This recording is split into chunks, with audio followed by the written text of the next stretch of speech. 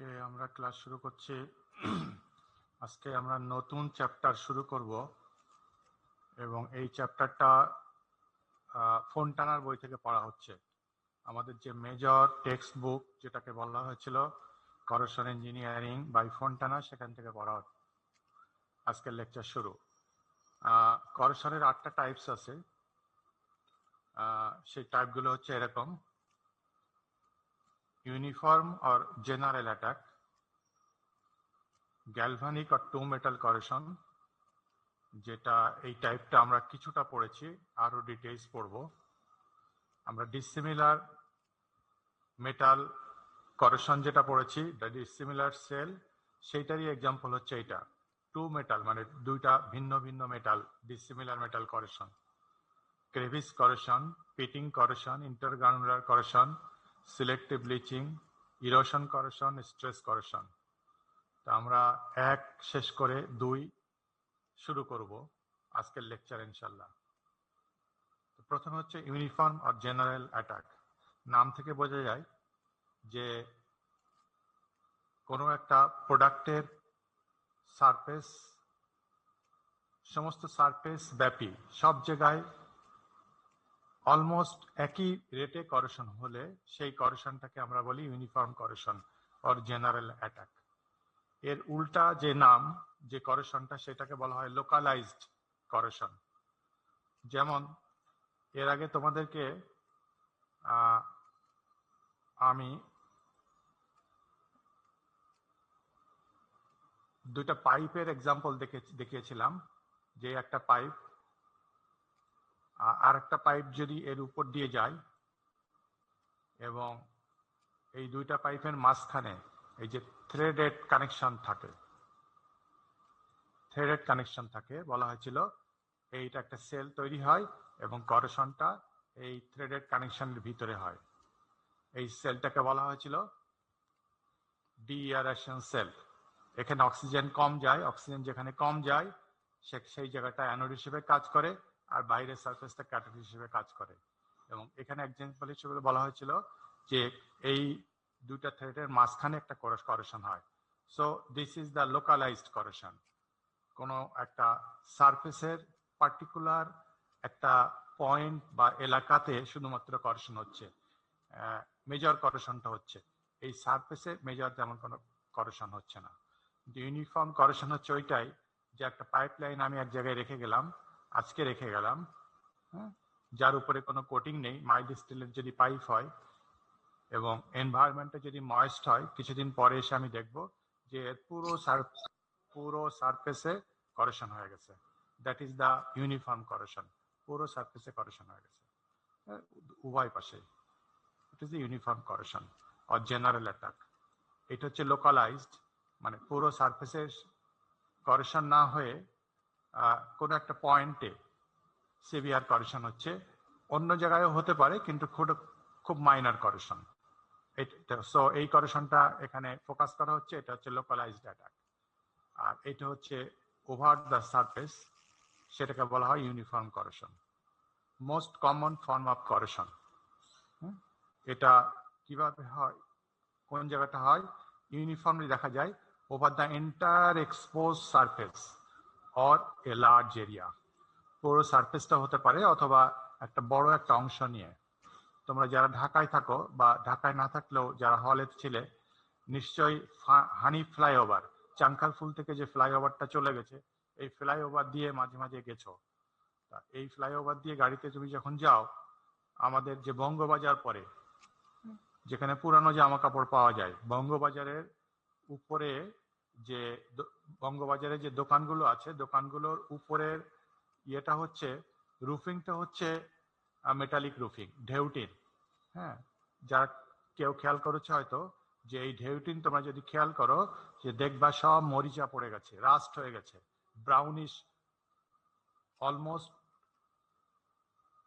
the entire surface of the entire external surface shows the brownish color. পুরো সারফেসে এরকম brownish colour হয়ে গেছে, তার মানে হচ্ছে ওখানে রাস্ট পড়ে গেছে, রাস্ট আয়রন অক্সাইড হয়ে গেছে, which is brownish. That is the uniform corrosion.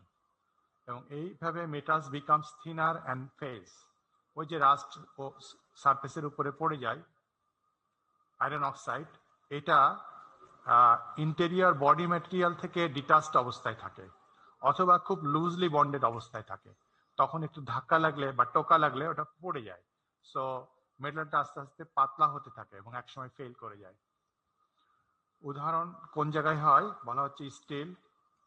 Still যদি ডাইলুটেড সালফিউরিক অ্যাসিডের ভিতরে ডুবানো থাকে সেরকম হয়, বা জিঙ্ক ডাইলুটেড সালফিউরিক অ্যাসিডের ভিতরে ডুবানো থাকে তখন হয়। এটা বলা হয়েছে যে আমরা যদি অল্প সময়ে এই ইউনিফর্ম করেশনকে দেখতে চাই তখন আমাকে এই সালফিউরিক অ্যাসিড এইগুলো ডুবাই, তুমি 2-3 দিন পরে দেখতে পাবে ইউনিফর্ম করেশন হয়েছে।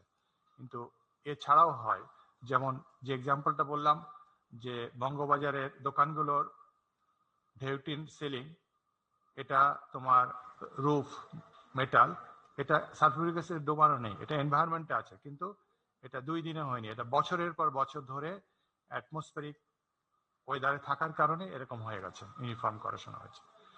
2-1 দিনের ভিতরে দেখার জন্য ল্যাবরেটরিতে তোমাকে এই টেস্ট করতে হবে। Iron roofing sheet shows rusting over entire surface. বঙ্গবাজারের যে এক্সাম্পলটা বললাম সেটা হচ্ছে এখানে, ওটা আয়রন রুফিং।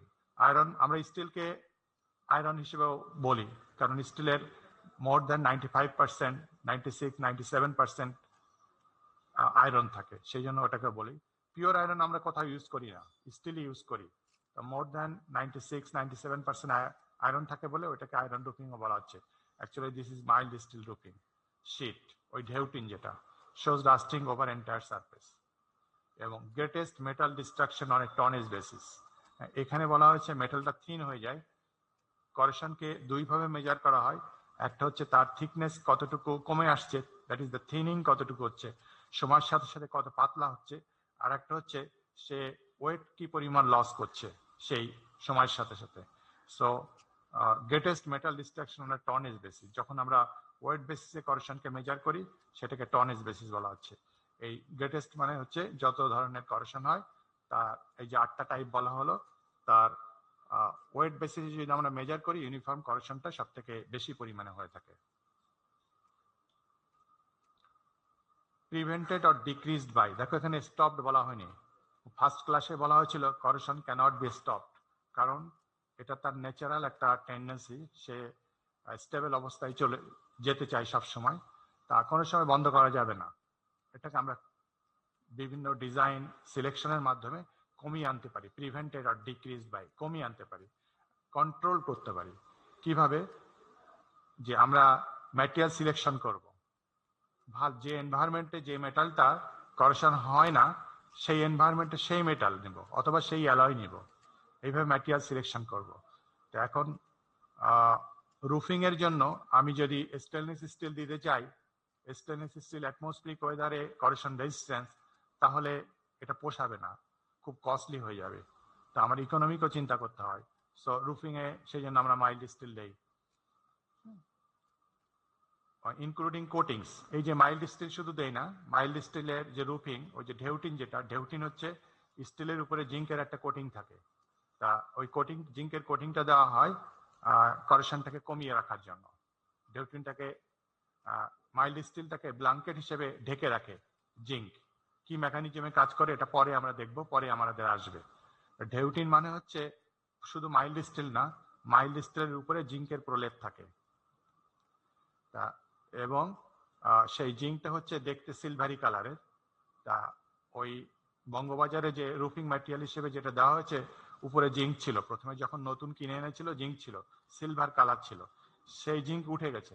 উঠে যাওয়ার পরে তারপরে আয়রন এনভায়রনমেন্টের সাথে কন্ট্যাক্ট এসছে এবং অ্যাটমসফিয়ারিক এনভায়রনমেন্টে তার করেশন হয়ে গেছে। এটা বছরের পর বছর ধরে হয়েছে। তা আমরা ফার্স্ট কি করতে পারি, প্রপার ম্যাটেরিয়াল সিলেকশন, যেটা ওখানে করা হয়নি কারণ ওখানে আমার ইকোনমিক্যাল ব্যাপারটা দেখতে হয়েছে। ঠিক এরকম কোন একটা শপিং, কোন একটা ঘরের রুফিং ম্যাটেরিয়ালটা যদি নিউক্লিয়ার পাওয়ার প্ল্যান্ট হতো, তখন আমরা কি করতাম, তখন আমরা ঢেউটিন ওইভাবে মাইল্ড স্টিলের উপরে জিঙ্কের কোটিং না দিয়ে আমরা হয়তো বা স্টেনলেস স্টিল দিতাম, কারণ তখন আমাদের কোনো ইকোনমিক্যাল কোনো কনসিডারেশন বিবেচনা করলে চলবে না, রিস্কি হয়ে যাবে। তো সেক্ষেত্রে ম্যাটেরিয়াল সিলেকশনটা হয়ে যেত এসএস, অথবা তার থেকে আরো দামি কোনো কিছু ম্যাটেরিয়াল দিয়ে আমরা করতাম। তা ফার্স্ট আমরা ম্যাটেরিয়াল সিলেকশন করতে পারি। ম্যাটেরিয়াল সিলেকশন এটা ডিপেন্ডস করে আমি কোন জায়গায় ইউজ করছি। সেক্ষেত্রে চিপার ম্যাটেরিয়ালে যাব না দামি ম্যাটেরিয়ালে যাব, সেটা আমাকে বিবেচনা করতে হবে। তারপরে আমি যদি চিপার একটা ম্যাটেরিয়ালে যাই, ঠিক আছে, চিপার গেলাম, করেশন হতে পারে, সেই জন্য করেশনটাকে কমানোর জন্য তার উপরে আমি কোটিং দিলাম, স্টিল চিপার। এবং ঢেউটিন তোমরা জানো যে তোমার গ্রামের দিকে গরিব মানুষরা ইউজ করে। সো ভেরি চিপ ম্যাটেরিয়াল দেওয়া হচ্ছে মাইল্ড স্টিল, এবং তার করেশন কমানোর জন্য তার উপরে কোটিং দেওয়া হচ্ছে, কিন্তু এটা নিউক্লিয়ার পাওয়ার প্ল্যান্টে এটা চলবে না। সেকেন্ড ওয়ান হচ্ছে ইউজিং ইনহিবিটরস।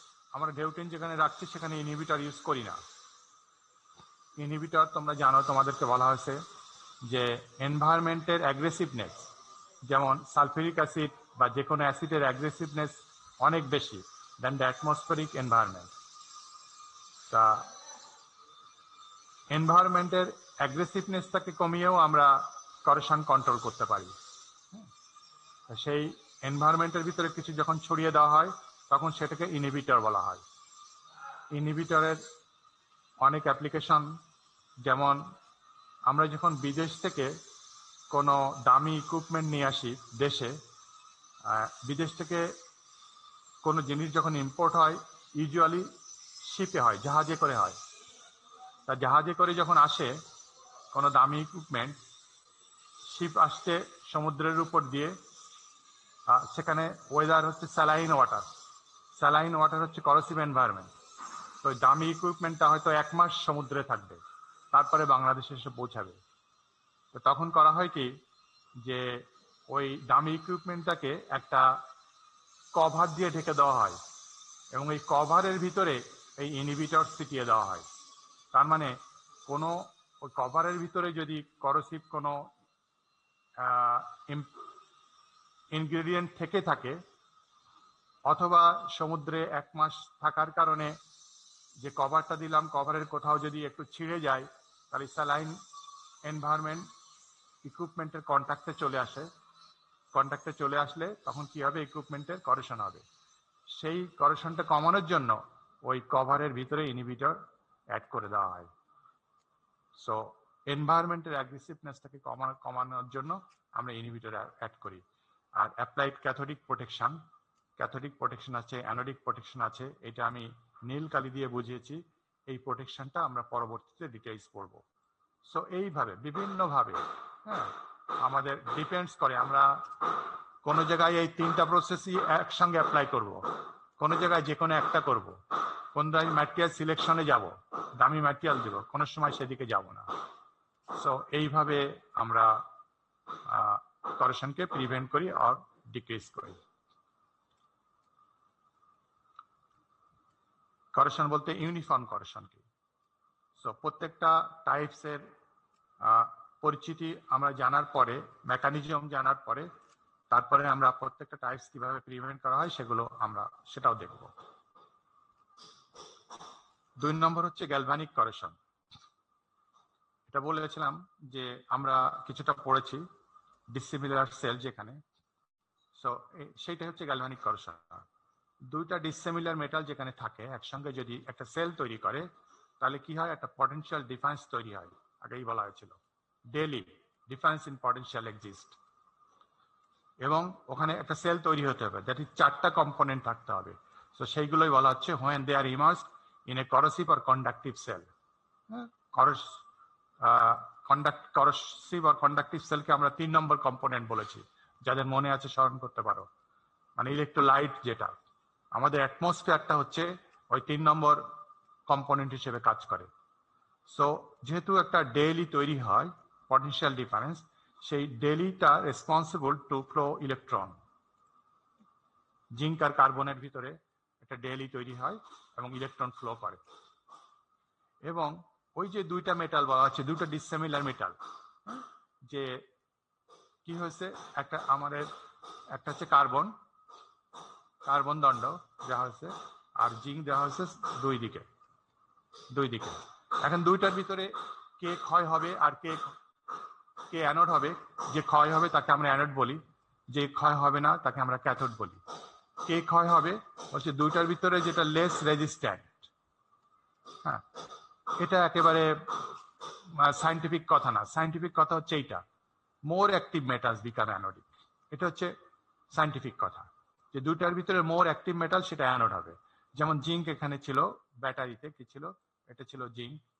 আমার ইএমএফ সিরিজে জিঙ্ক আর কার্বন যদি আমরা দেখি, জিঙ্ক আছে মোর অ্যানোডিক ডিরেকশনে, কার্বন আছে মোর ক্যাথোডিক ডিরেকশনে। সো এই তাহলে কি হচ্ছে, more active metal that is zinc becomes anode, জিঙ্কসটা অ্যানোড হবে, and its corrosion usually increase. এই কথাটা মনে রাখবা, করেশন দুইটারই হবে, কিন্তু দুইটারই হতে পারে। যেটা অ্যানোড হবে তার করেশন ইউজুয়ালি ইনক্রিজ, বেড়ে যায়। তাহলে কোনো একটা সিচুয়েশনের সাথে কনসিডার করা হচ্ছে, হ্যাঁ, যে সিচুয়েশনে ওই জিঙ্কের যে করেশন হতো, এই অবস্থায় জিঙ্কের করেশনটা বেড়ে যাবে। আর আরেকটা বলা হচ্ছে মোর নোবেল মেটাল, এখানে মোর নোবেল মেটাল ব্যাটারি থেকে কার্বন বিকামস ক্যাথোডিক, ক্যাথোড হিসেবে কাজ করবে, ইট করেশন ইউজুয়ালি ডিক্রিজ, সেই কার্বনের করেশনটা কমে যাবে। তাহলে এখানেও আরেকটা নিশ্চয়ই এনভায়রনমেন্ট বা আরেকটা সিস্টেমের সাথে তুলনা করা হচ্ছে।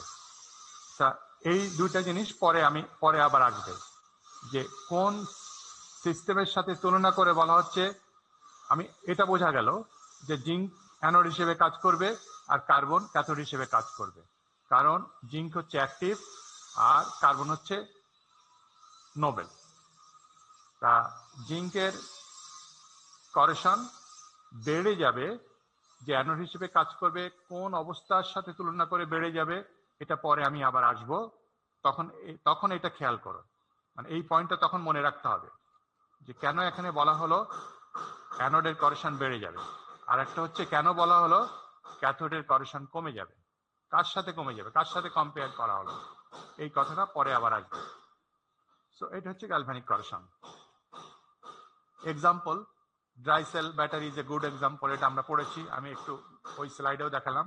এই যেখানে কার্বন ইলেকট্রোড ইজ ক্যাথোড, আমরা বুঝতে পারছি, আর জিঙ্ক ইলেকট্রোড ইজ অ্যানোড, এবং এইটা ক্ষয় হতে থাকবে, অ্যানোডটা ক্ষয় হতে থাকবে।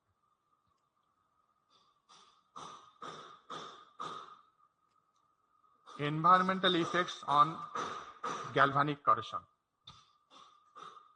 তোমরা কি একটা শব্দ হচ্ছে বাইরে, তোমরা কি স্যার পিছনে অনেক নয়েজ হইতেছে। নয়েজ হচ্ছে, একটু ওয়েট করো, আমি ওদেরকে বলে আসি।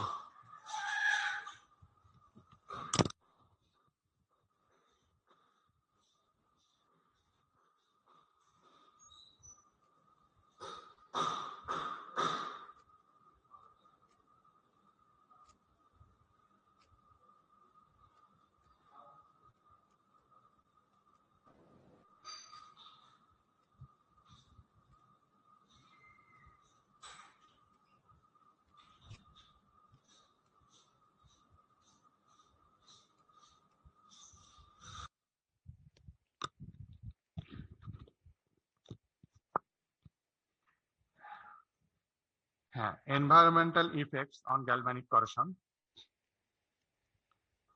Nature and aggressiveness of environment influence the extent of galvanic করেশন।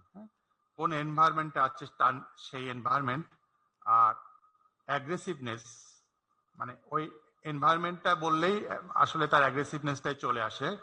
এটা গ্যালভানিক করেশনকে ইনফ্লুয়েন্স করে, এবং কিছু কিছু সময় এই পটেনশিয়াল চেঞ্জও হয়ে যেতে পারে। যেমন ড্রাই সেল ব্যাটারিতে জিঙ্ক অলওয়েজ অ্যানোড আর কার্বন অলওয়েজ ক্যাথোড, কিন্তু কিছু কিছু ক্ষেত্রে পটেনশিয়াল চেঞ্জ হয়ে যেতে পারে।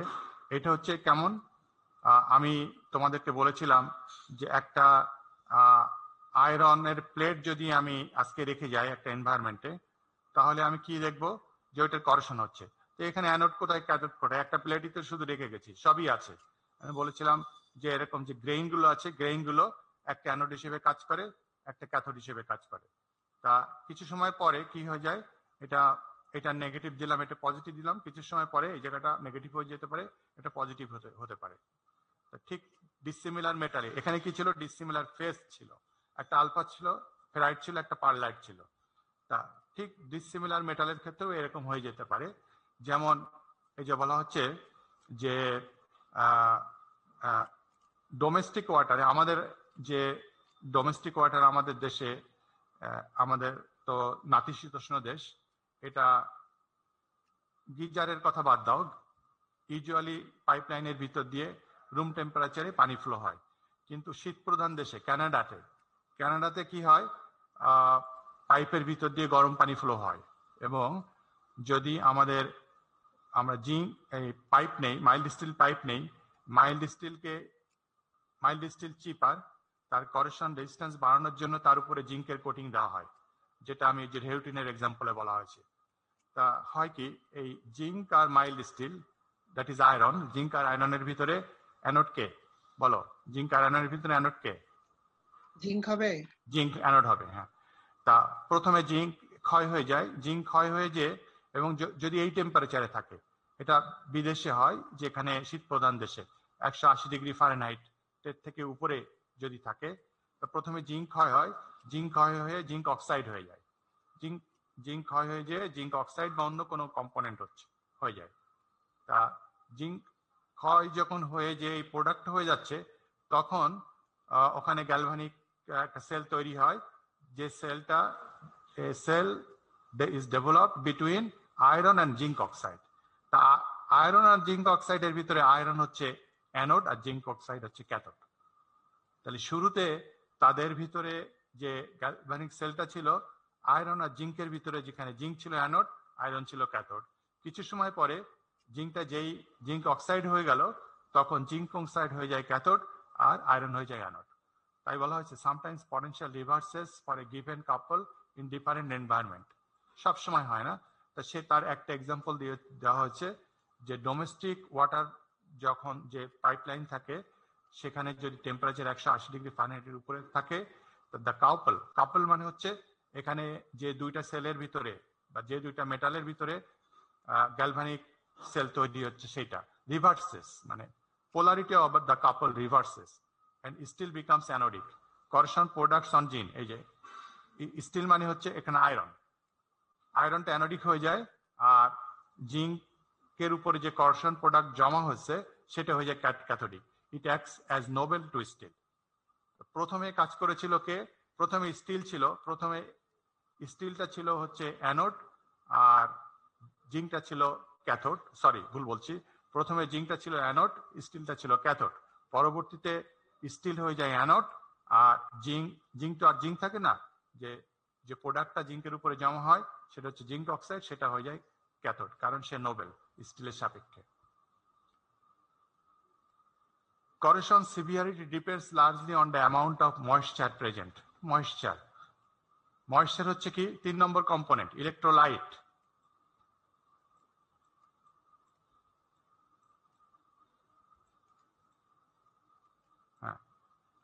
ইলেকট্রোলাইট, এটা ময়েশ্চার। এবং এটা ময়েশ্চার যদি না থাকে তাহলে করেকশন হবে না, 4টা কম্পোনেন্ট থাকতে হবে, এবং ময়েশ্চার যদি বেশি থাকে করেকশন বেশি হবে। এবং সেই ময়েশ্চারের ভিতরে যদি আবার স্যালাইন স্পেসিস থাকে তাহলে করেকশন আরো বেশি হবে। সেই জন্য বলা হয়েছে যে এই যে ঢেউটিন আমাদের দেশে ইউজ করে, যে সমস্ত ঢেউটিন রুফিং ম্যাটেরিয়াল হিসেবে ইউজ হচ্ছে সমুদ্র তীরে, সেই জায়গায় তার করেকশন রেট, আর যে সমস্ত ঢেউটিন ইউজ হচ্ছে সমুদ্র থেকে অনেক দূরে, দুটোর করেকশন রেট আলাদা হয়ে যায়। কারণ সি শোরের কাছে কি থাকে, তোমার ময়েশ্চার বেশি থাকে, অ্যাট দ্য সেম টাইম সেই ময়েশ্চারের ভিতরে স্যালাইনিটি বেশি থাকে। সেই জন্য সি শোরের কাছে correction is greater near C শোর than in dry rural atmosphere. যদি আমরা টাউনের দিকে আসতে থাকি, সি শোর থেকে দূরে আসতে থাকি, সেই জায়গায় করেকশন ওই রেট কমে যাবে। একই জিনিসেরই ওই রুফিং ম্যাটেরিয়াল হিসেবে যদি আমরা ঢেউটিনের কথা বলি, কারণ কি, যে একদিকে সিশোরে ময়েশ্চার বেশি থাকে, আবার ওই ময়েশ্চারের ভিতরে তোমার স্যালাইনিটি বেশি থাকে, আর রুরাল অ্যাটমসফিয়ারে ময়েশ্চার এমনিতেই কম থাকে, ড্রাই থাকে। আর যদি ময়েশ্চার একেবারেই না থাকে তাহলে কোনো করেকশন হবে না। কারণ আমরা সেই ব্যাটারির কথায় আবার বারবার ঘুরে আসবে। আমরা দেখেছি কি, যে এটা হচ্ছে জিঙ্ক ক্ষয় হয়ে যে কি হচ্ছে, জিঙ্ক আয়ন হচ্ছে।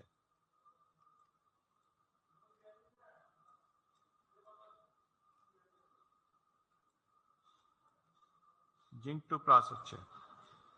সো এই আর ইলেকট্রনটা যে এই দিক দিয়ে এসে এখানে আসছে, ইলেকট্রনটা যে এই দিক দিয়ে এখানে আসছে, এই ইলেকট্রনকে কেউ যদি অ্যাবজর্ব না করে তাহলে ইলেকট্রন আর ওইদিকে ফ্লো হবে না।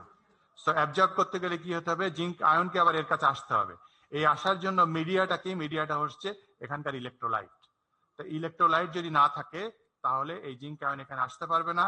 জিঙ্ক আয়ন এখানে এসে ইলেকট্রন অ্যাবজর্ব যদি না করে তাহলে ইলেকট্রন আবার ওইদিকে ফ্লো হবে না। সো বলা হচ্ছে ড্রাই এনভায়রনমেন্ট মানে এখানে কোনো ইলেকট্রোলাইট নাই, ময়েশ্চার নাই, সো পজিটিভ আয়ন আসবে না। সো এই ইলেকট্রন যে ফ্লো হবে সেই ইলেকট্রনকে অ্যাবজর্ব করবে না, সো ইলেকট্রন ফ্লো হবে না। So doesn't occur when metals are completely derived. Dry environment আছে, no electrolyte to carry the current. Current flow হওয়ার পিছনে রেসপন্সিবল ইলেকট্রন ফ্লো, রেসপন্সিবল এই আয়ন ফ্লো। আয়ন ফ্লোটা করে ইলেকট্রোলাইটের ভিতর দিয়ে। সো কোনো ইলেকট্রোলাইট নাই, সো কারেন্ট ফ্লো হবে না, করেশন হবে না। হ্যাঁ, এখন ওই যে আগের স্লাইডে আমি যে বলেছিলাম, এখানে বলেছিলাম যে এই কথাটা তোমরা সবাই বুঝতে পেরেছো যে দুটা জিনিসের ভিতরে যেটা মোর অ্যাক্টিভ মানে এখানে জিঙ্ক, তার করেশনটা বেড়ে যাবে, যেটা লেস অ্যাক্টিভ বা মোর নোবেল তার সেটা ক্যাথোড হিসেবে কাজ করবে এবং তার করেশন কমে যাবে। এই যে কমে যাবে, কোন অবস্থা থেকে কমে যাবে আর কোন অবস্থা থেকে বেড়ে যাবে সেটা এখন আসছে। সেটা হচ্ছে এরকম যে মনে করো যে অ্যাটমসফিয়ার, এনভায়রনমেন্ট হচ্ছে অ্যাটমসফিয়ার। এই অ্যাটমসফিয়ারে আমি জিঙ্ক রেখে দিলাম, দিস ইজ জিঙ্ক। আমি শুধু জেড বোঝালাম, লিখতে আমার অসুবিধা হচ্ছে। আর ওই একই অ্যাটমসফিয়ারে আয়রন রেখে দিলাম,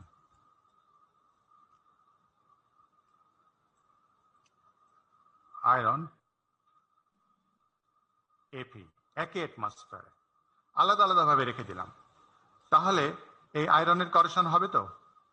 জি স্যার হবে। হবে। জিঙ্কেরও করেশন হবে? জি স্যার। হবে না? কোনটা বেশি অ্যাক্টিভ? জিঙ্ক। জিঙ্ক। তা মনে করো জিঙ্কের করেশন হলো, জিঙ্কের করেশন আমি একটা নিউমেরিক্যাল ভ্যালু দিয়ে বোঝাচ্ছি যে জিঙ্কের করেশন হচ্ছে 3, একটা নিউমেরিক্যাল ভ্যালু দিয়ে বোঝাচ্ছি। আয়রন যেহেতু তার থেকে রিলেটিভলি নোবেল, তার ওই একই এনভায়রনমেন্টে তার করেশন হবে 1 দিয়ে বোঝাচ্ছি। এখন কি করেশন হয়েছে? টু মেটাল করেশন হয়নি, কারণ তারা কানেক্টেড নাই। এখন আমি কানেকশন করে দিলাম, একটা তার দিয়ে কানেক্টেড করে দিলাম। এখন কি হচ্ছে? এখন ডিসিমিলার সেল তৈরি হয়ে গেছে, তাই না? ডিসিমিলার সেল তৈরি হয়ে গেছে। ডিসিমিলার সেল তৈরি হয়ে গেলে এই দুইটার ভিতরে কি হচ্ছে, এবং একই এনভায়রনমেন্টে আছে। আগে ডিসিমিলার সেল ছিল না, এখন ডিসিমিলার সেল, গ্যালভানিক করেশন এখন অ্যাক্টিভ হয়ে গেছে, সিভিয়ার হয়ে যাচ্ছে। এখন এই জিঙ্কের করেশন, জিঙ্ক সেই আগের এনভায়রনমেন্টে আছে, জিঙ্কের করেশন ওই এনভায়রনমেন্টে সে যদি আনকাউপেলড থাকতো, একাকী থাকতো, তাহলে করেশন হচ্ছিল 3। এখন আয়রনের সাথে কাপলিং করা হয়েছে, এখন টু মেটাল করেশন হবে, জিঙ্কের করেশন বেড়ে যাবে, ওই একই এনভায়রনমেন্টে বেড়ে যে হবে হচ্ছে 4। আর আয়রনের করেশন কমে আসবে, কমে এসে হবে হচ্ছে 0.5।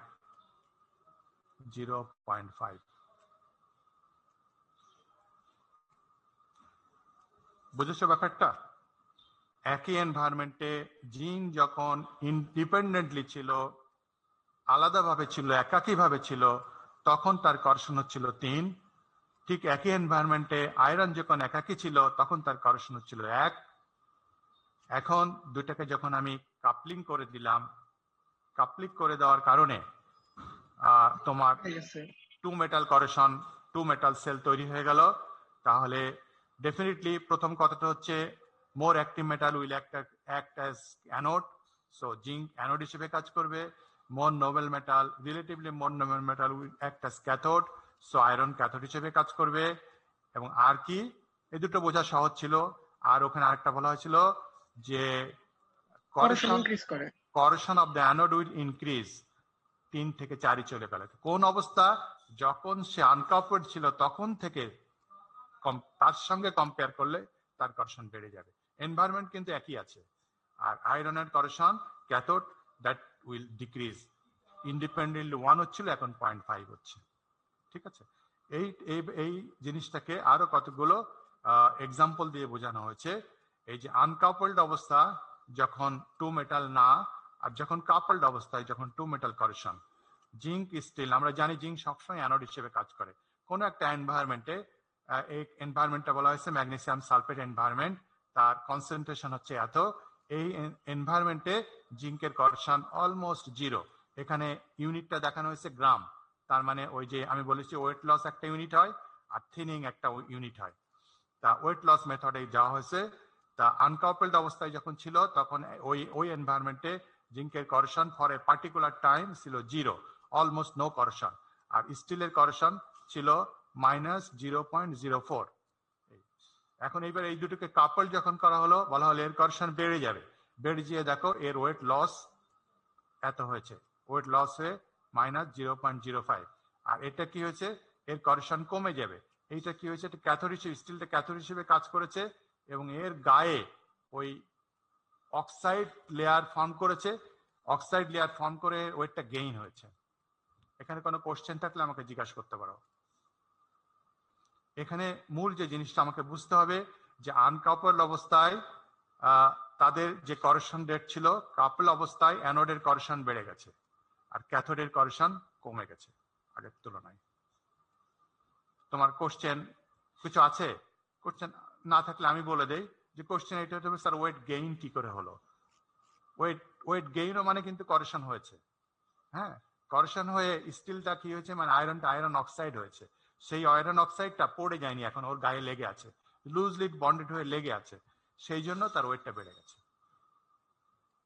সো করেশন হয়েছে কিন্তু আগের তুলনায় কম হয়েছে, আর এইটার করেশন হয়েছে আগের তুলনায় বেশি হয়েছে। অন্য একটা এনভায়রনমেন্টে যাই যেখানে দেখা যাচ্ছে যে করেশন এখানে একটু বেশি। সোডিয়াম সালফেট নেওয়া আছে, ইন্ডিপেন্ডেন্টলি যখন আছে জিঙ্কের করেশন ওয়েট লস হচ্ছে -0.17। স্টিলেরও করেশন হচ্ছে, তারও ওয়েট লস হচ্ছে -0.15। দেখো এই যখন ওই একই এনভায়রনমেন্টে দুটোকে কাপলিং করা হয়েছে, এই -0.17 থেকে আরো বেশি করেশন হয়ে -0.48 হলো। আর কি হচ্ছে, স্টিলটা তার করেশন কমে যাচ্ছে, ওয়েট গেইন করছে সে। অন্য একটা এনভায়রনমেন্টে সোডিয়াম ক্লোরাইড, জিঙ্কের করেশন কি হয়ে গেল, বেড়ে গেল। স্টিলের করেশন কি হলো, কমে আসলো। আরেকটা এনভায়রনমেন্টে জিঙ্কের করেশন বেড়ে গেল, সরি জিঙ্কের করেশন বেড়ে এখানে আসলো, স্টিলের করেশন কমে গেল। এই ইফেক্টটাকে বলা হয় গ্যালভানিক ইফেক্ট। গ্যালভানিক ইফেক্টটা হচ্ছে এরকম, এটা পরবর্তীতে ইন্টারভিউতে জিজ্ঞেস করলে সব এলোমেলো করে ফেলে, বলতে পারে না ঠিক মতো স্টুডেন্টরা, যে কোনো একটা মেটাল যদি কোনো একটা এনভায়রনমেন্টে ইন্ডিপেন্ডেন্টলি রাখা হয় তখন তার যে করেশন হয়, এই মেটালকে সেম এনভায়রনমেন্টে আর একটা মেটালের সঙ্গে যদি কাপলিং করে দেওয়া হয়, তাহলে এই যে দুইটার ভিতরে যে মেটালটা মোর অ্যাক্টিভ সে অ্যানোড হিসেবে কাজ করবে, যেটা মোর নোবেল সে ক্যাথোড হিসেবে কাজ করবে। এটা ফার্স্ট পয়েন্ট। সেকেন্ড পয়েন্ট হচ্ছে যেটা মোর অ্যাক্টিভ তার করেশন রেট করেশন বেড়ে যাবে কোন সময় থেকে, যদি তারা আনকাপল থাকতো সেই সময় থেকে। আর যেটা cathode that is more Nobel, তার করেশন কমে যাবে কোন সময় থেকে, যদি তারা আনকাপল থাকতো ইন দ্য সেম এনভায়রনমেন্ট। দুটো পয়েন্ট ক্লিয়ারলি বলতে হবে। স্যার একটা কোশ্চেন, মানে ওইখানে যে স্টিলের যে স্যার ওয়েটটা বাড়লো, ওইটা হ্যাঁ, কি স্যার শুধু মানে আয়রন অক্সাইডের জন্য নাকি জিঙ্ক অক্সাইড ওইখানে যাবে আর কি? আসতে পারে, জিঙ্ক অক্সাইডও আসতে পারে, সবই আসতে ওটা পারে। না পড়ার কারণটা কি স্যার, ওই জিঙ্ক অক্সাইড বাইরে দিয়ে তৈরি হয়ে যায় লেয়ার, এই কারণে? মানে ওই মানে এফইও তো নিয়ম কি, মানে জেনারেলি পড়ে যায় আর কি, এই কারণে আর কি জিজ্ঞেস করছি। মানে বেড়ে যায় কেন, জি স্যার, মানে মানে কোশ্চেনটা কি? মানে ওয়েট, আপনি তো বললেন যে এফইও তৈরি হয়ে ওটা পড়ে যায় নাই, এই কারণে ওয়েটটা বেড়ে গেছে, তাই হ্যাঁ না? হ্যাঁ হ্যাঁ হ্যাঁ মানে সেটাই। ওর জেনারেলি তো স্যার, মানে জেনারেলি তো স্যার মানে আয়রন অক্সাইড তৈরি হলে পরে কোনো না কোনো কারণে স্যার ভেঙে পড়ে যায় ইয়ে থেকে, মানে মানে স্টিলের বয় থেকে। এখানে যে পড়লো না, এটা কারণ কি স্যার, ওই জিঙ্ক অক্সাইডের লেয়ার তৈরি হচ্ছে এরকম কিছু? জিঙ্ক অক্সাইড, আয়রন অক্সাইড, এটা অক্সাইড তৈরি হচ্ছে, তৈরি হয়ে ওর গায়ে রয়ে গেছে বলে ওয়েটটা বেড়ে গেছে, ওয়েট গেইন করেছে। হ্যাঁ, এটা সাথে সাথে পড়ে যাবে, নট নেসেসারিলি ট্রু। এটা পড়তে একটু সময় লাগতে পারে, একটা তোমার কি বলবো, ইম্প্যাক্ট, একটা লোড লাগতে পারে, একটা ধাক্কা লাগতে পারে, তারপরে পড়ে যাবে। এবং এই যে ওয়েটটা গেইন হয়েছে, হ্যাঁ, এই ওয়েটটা গেইন হলেও যেমন এইরকম, এই যে বিফোর করেশন সে এরকম ছিল, আফটার করেশন ওয়েটটা গেইন হয়েছে, দ্যাট ইজ এই যে এখানে একটা অক্সাইড লেয়ার পড়ে আছে, কিন্তু অক্সাইড লেয়ার এটা পড়ে থাকলেও তার অরিজিনাল ক্রস সেকশন কিন্তু এখান দিয়ে গেছে, অরিজিনাল ক্রস সেকশন হচ্ছে এইটুকু। সো অক্সাইড লেয়ার এতটা হচ্ছে অক্সাইড লেয়ার, এতটা হচ্ছে অক্সাইড লেয়ার। সো এই অক্সাইড লেয়ারটা এখনো পড়েনি বলে কি হচ্ছে, যখন ওয়েট নিচ্ছে ওয়েটটা বেশি হচ্ছে, কিন্তু এটাকে যখন আমি আন্ডার লোডে দিব, আন্ডার লোড ক্যারি করবে হচ্ছে এতটুকু। সো লোড ক্যারি করার ক্যাপাবিলিটি তার কমে গেছে। সো ওয়েট গেইন করলেও আমি ইফেক্টিভ থিকনেস আমি এতটুকু আছে, ওইটা অক্সাইড লেয়ার। দেখো অক্সাইড কিন্তু অরিজিনাল সারফেস থেকে ভিতরে ঢুকে গেছে, সেটা পড়িনি মানে এটা আমাকে কোনো প্রোটেকশন দিবে না, একটু পরেই সেটা পড়ে যাবে, কোনো না কোনো কারণে পড়ে যাবে, আনডিস্টার্বড অবস্থা আছে বলে পড়িনি। জি স্যার, বুঝতে পারছি। সেই কারণে সেইটা বলা হচ্ছে যে তার স্টিল দেখো এখানে পড়ে গেছে, মানে পড়ে যাওয়াটা মানে করেশনটা বেশি সিভিয়ার হলে পড়ে যায়, তখন কম সিভিয়ার হলে পড়ে না, লেগে থাকে, মানে আরো সময় লাগতেছে পড়ে যাওয়ার জন্য, আরো সময় লাগতেছে। আর এটা পড়ে গেছে একেবারে, মানে একেবারে লুজলি বন্ডেড হয়ে গেছে। Area effect on galvanic corrosion. Iron আর জিঙ্ক নিয়ে আমি আবার আসি। সাপোজ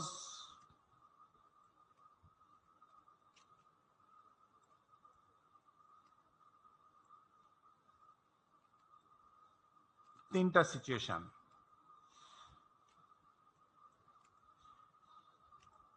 এটা আয়রন, আর এটা হচ্ছে জিঙ্ক, জেড লিখলাম। এর এরিয়া হচ্ছে 1, এর এরিয়া 1, ইকুয়াল এরিয়া। এটাকে আমি গ্যালভানিক কাপলিং করলাম। আর একটা হচ্ছে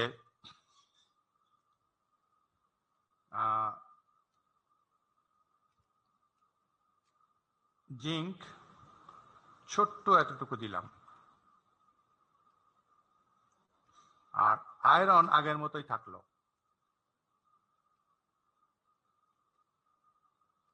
সো আয়রন এফ, এর এরিয়া হচ্ছে 1, আগের মতোই। জিঙ্কের এরিয়া আমি 10 ভাগের 1 ভাগ কমে আনলাম।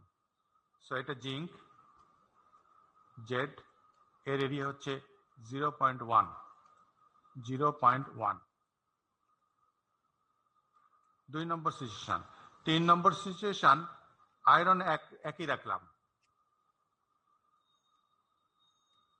জিঙ্কের এরিয়া অনেক বড় করে দিলাম। সে আমি জায়গা এখানে বেশি নিতে পারছি না, এখানে সম্ভবত লেখা আছে আমার, ধরে নাও এটা অনেক বড়, ধরে নাও মনে মনে, কত 10 গুণ বাড়িয়ে দিলাম, 10। This is zinc Z. Coupling করলাম। তিনটা সিচুয়েশন, তিনটাই টু মেটাল করেশন। এখানে ইকুয়াল এরিয়া 1, 1, এখানে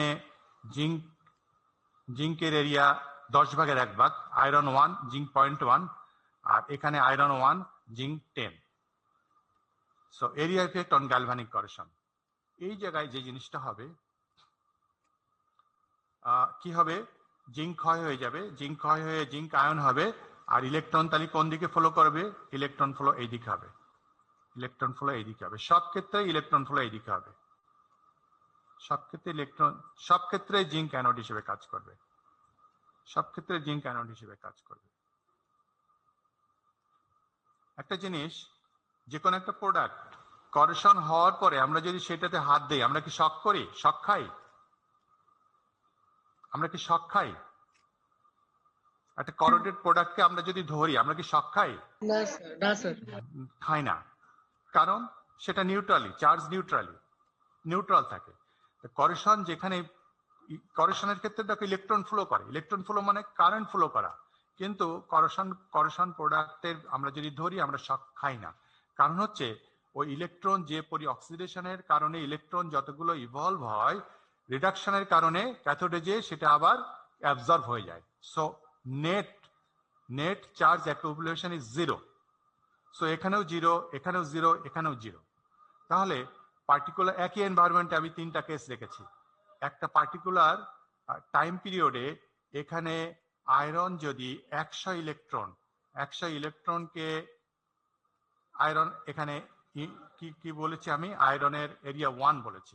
তাহলে আয়রন যদি 100 ইলেকট্রন অ্যাবজর্ব করে, সেই 100 ইলেকট্রন কোথা থেকে আসবে? ওই টাইম পিরিয়ডে এই জিঙ্ক থেকে ইভলভ হতে হবে, তাই না? জি স্যার। একটা ইলেকট্রন, দুইটা ইলেকট্রন ইভলভ হওয়ার রিয়াকশনটা কি? জিঙ্ক থেকে জিঙ্কের একটা অ্যাটম ক্ষয় হয়ে যায়, জিঙ্ক 2+ হয়, আর দুইটা ইলেকট্রন ইভলভ হয়, 2 ইলেকট্রন ইভলভ হয়, তাই না? 2 ইলেকট্রন ইভলভ হয়, তাই তো? জি স্যার। আমার লেখা তো বোঝা যাচ্ছে? হ্যাঁ। এখন তাহলে একটা পার্টিকুলার, এখানে দেখো ক্যাথোডকে আমি 1 রেখেছি, তাহলে একটা পার্টিকুলার টাইম পিরিয়ডে আমি ধরে নিলাম যে 100 ইলেকট্রন এই ক্যাথোডটা অ্যাবজর্ব করবে। তাহলে ওই পার্টিকুলার টাইমে ওই জিঙ্ক থেকে 100 ইলেকট্রন আসতে হবে। তাহলে কয়টা জিঙ্ক অ্যাটম ক্ষয় হলো? 50। কত? 50। 50 জিঙ্ক অ্যাটম ক্ষয় হলো। ঠিক একই এনভায়রনমেন্টে এখানেও আয়রন 1, তাহলে ওই পার্টিকুলার টাইম পিরিয়ডে এখানেও আয়রন 100 কি হবে? 100 তোমার ইলেকট্রন অ্যাবজর্ব করবে। তাহলে ওই 100 ইলেকট্রন অ্যাবজর্ব হবে কোথা থেকে? এখান থেকে 100 ইলেকট্রন আসতে হবে। 100 ইলেকট্রন আসতে গেলে দেখো, এক সারফেস এরিয়া থেকে যদি 100 ইলেকট্রন আসতে যায়, 50টা জিঙ্ক অ্যাটম ক্ষয় হয়ে যায়।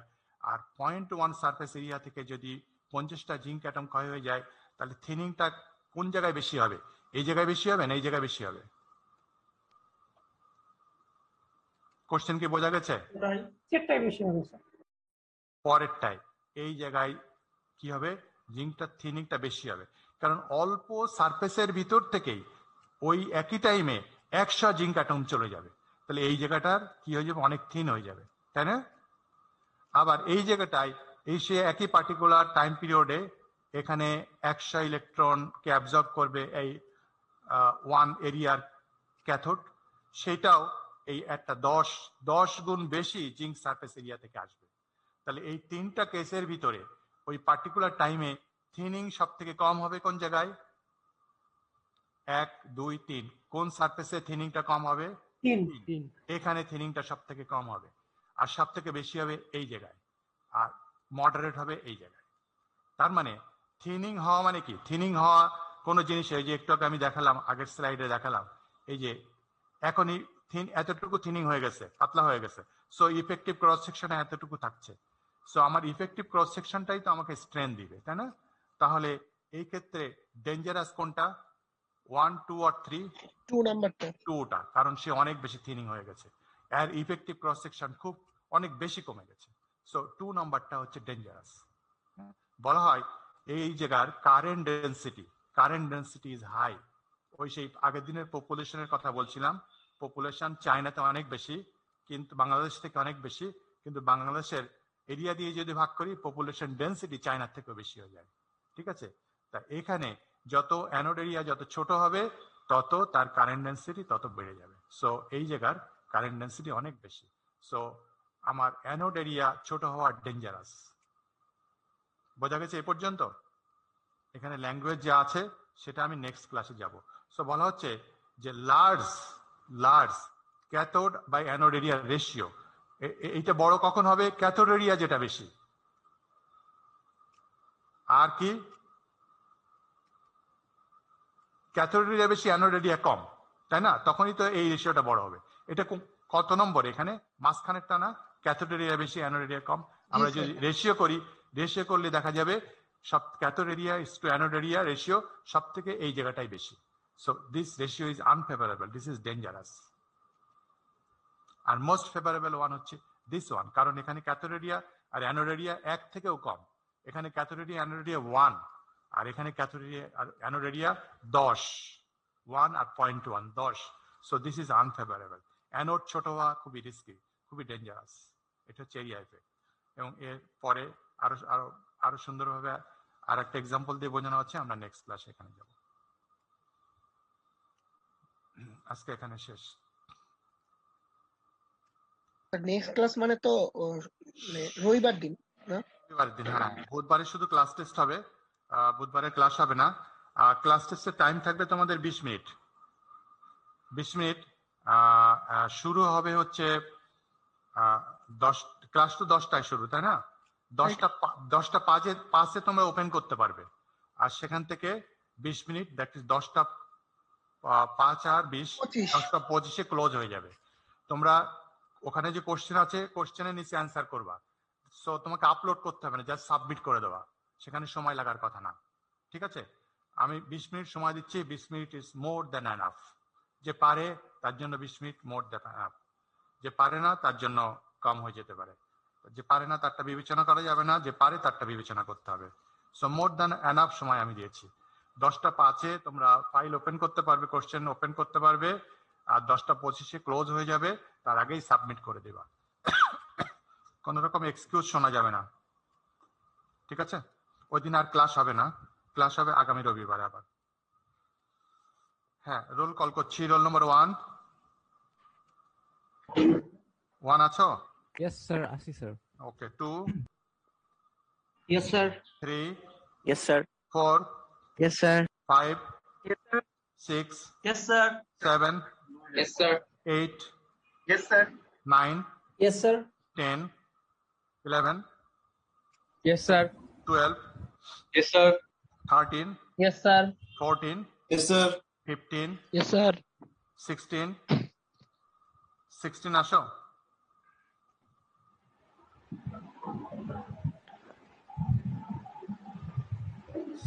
17, Yes, sir. 19, Yes, sir. 20, Yes, sir. 21, Yes, sir. 22, Yes, sir. 23, 23 नहीं 24, Yes, sir. 25, Yes, sir. 26, Yes, sir. 27, Yes, sir. Yes, sir. 28, 28, 28, absent, 29, Yes, sir. 30, Yes, sir. 28. ওকে 28 আছো, 28 আছো। ওকে 30, 29, 30 সবাই আছে। 31, Yes, sir. 32, Yes, sir. 33, Yes, sir. 34, Yes, sir. 35, Yes, sir. 37, Yes, sir. 38, Yes, sir. 39, Yes, sir. 40, Yes, sir. 41, Yes, sir. 42, Yes, sir. 43, 43, Nadia, 44, Yes, sir. Yes, sir. 44. 45, Sir. 46, Yes, sir. 47, Yes, sir. 48, Yes, sir. 49, Yes, sir. 50, Yes, sir. 15 batch 22, Yes, sir. 15 batch 23,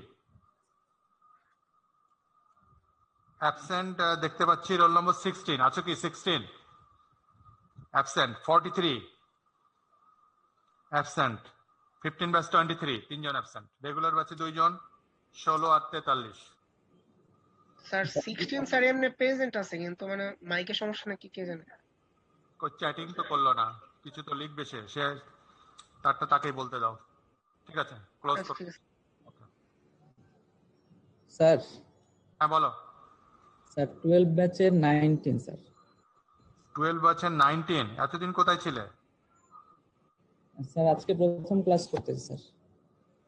সে তো বুঝতে পারছি।